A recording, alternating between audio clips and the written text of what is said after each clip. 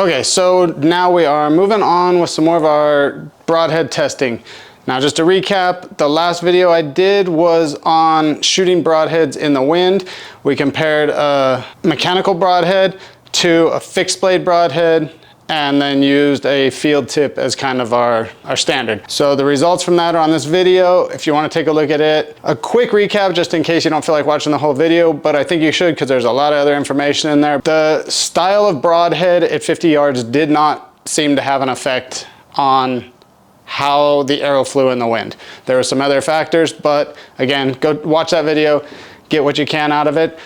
Today, I have no wind. It's dead flat, and this is a perfect opportunity. Here on my shooting range at my house, I have a branch that overhangs a little bit, and when I'm shooting at 50 yards, the arrows clip that branch every time. There's a few things that go along with that I want to look at. One is talking about ranging both the branch and the target before you shoot. Two is I want to try and set up on slow motion, and I want to try and catch when the broadheads fly through that tree. I'm curious if you have a real light deflection. Now, obviously deflection is deflection. You could shoot a missile through a tree.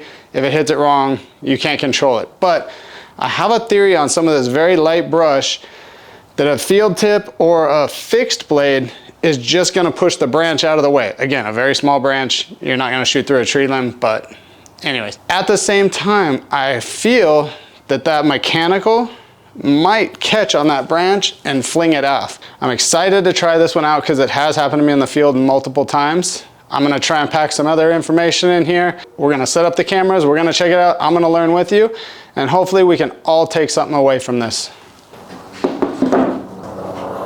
3 arrows. I have the field tip, fixed blade broadhead, mechanical broadhead. This one was damaged on our last test, so time to change that out.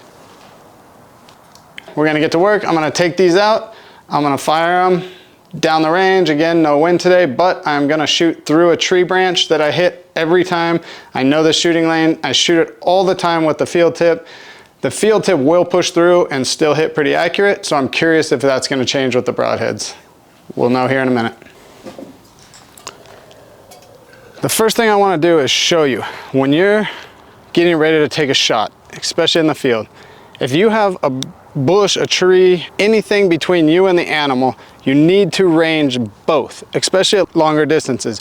So the perfect example on this shooting screen here, at 20 yards I have a bush that I'm shooting under that bush into the bear. When I put my 50-yard pin on that bear, there's nothing in the way. But if I look up the pins to the 20-yard pin, you'll see that it's gonna tap the branches. The first thing that we need to do right here, from where I'm shooting, I need to be able to range find both. So from where I'm shooting right here, if I hone in on that bear, 49.4.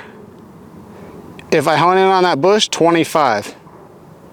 Again, the bear, 49. The bush, 25. So I've already ranged this. My bear is at 50 yards. The tree branch is at 25 yards. When I draw back, the 20-yard pin is right on that branch. You can see the branch moving. Hopefully that captured where it hit. This arrow definitely went through the tree with the field tip and it hit perfect. Super happy with that shot, but it did hit a branch. So now I'm gonna try all 3 and just go through them and then watch the footage later and hopefully we can pick them out. So right now, I'm just gonna shoot all 3 arrows back to back. That way I don't have to dig through as much footage, and then I'll come back for the recap later. First shot, field tip. That one deflected off and missed.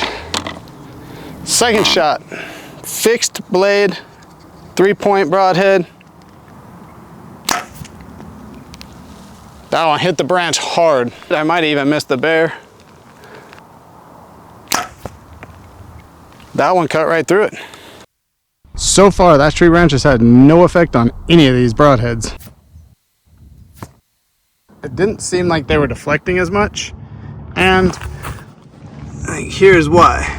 These are the branches that were deflecting my arrows, and fixed blade broadhead scalped them right off.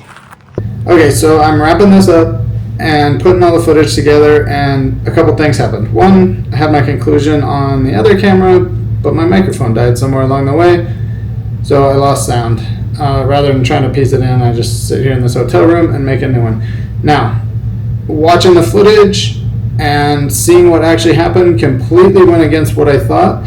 My original theory was that the mechanicals, when they would catch a branch, it was going to take that blade and deploy it and kind of fling the arrow out funny. That is not actually what happened. From all the results, it looks like the mechanical is flying true. Even one where it looks like it deployed, it came open so fast and cut so fast, it had no effect on the flight of that arrow. Now, there was a lot of effect on the fixed blade. The fixed blade, I think, when it hits, it's so rigid that even if it cuts, it's still pushing that arrow funny. And it's not just pushing it straight down like you would think because of the shape of the broadhead. It's just hitting it and it's going wherever it wants. Plus, the branches aren't straight. They're, they could be anywhere. It could hit a branch below it. Who knows in this bush. But my overall conclusion, if I'm going to shoot through a little bit of grass or light brush, obviously I'm not going to shoot through a tree, but lighter brush, grass, I would opt for the mechanical broadhead in that situation. It flies a lot more true, and I had a lot better results with it. Hopefully this helps you guys, and I'll start working on the next one.